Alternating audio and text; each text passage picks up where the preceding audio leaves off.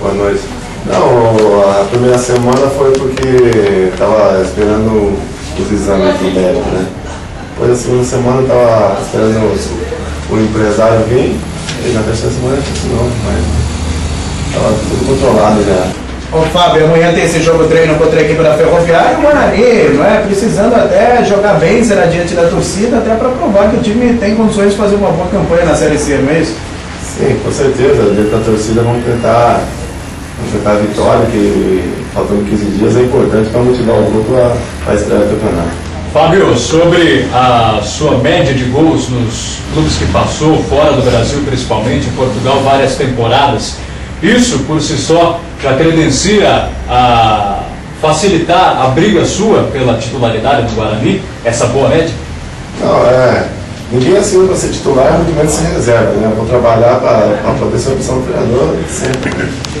E a experiência que eu tive lá fora, graças a Deus, quando passei fiz gol, espero ser assim aqui também.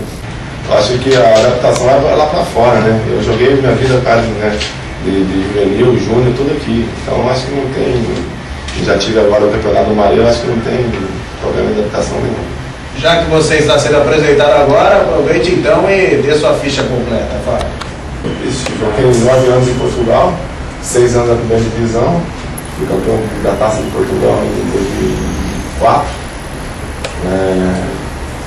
Joguei um ano na Arábia e os últimos meses eu estava na Alemanha e depois no Maria.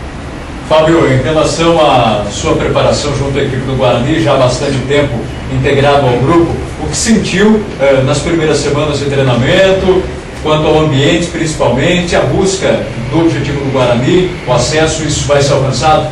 Estamos trabalhando para isso, acho que estão todos mentalizados, o grupo todo está focado para subir e vamos trabalhar para isso.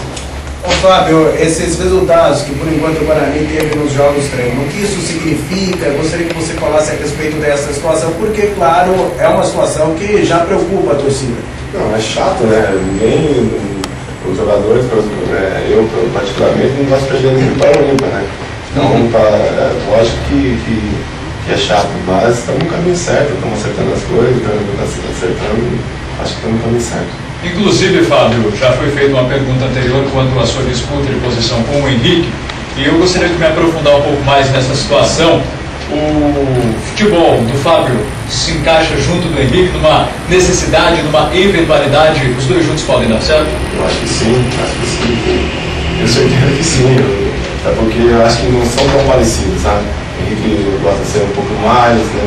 Eu gosto de ficar mais lá no meio central, então acho que dá para jogar os dois.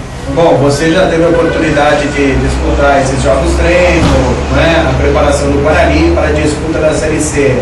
O que falar com relação a essa carência de gols nesses jogos que o Guarani tem disputado, Fábio?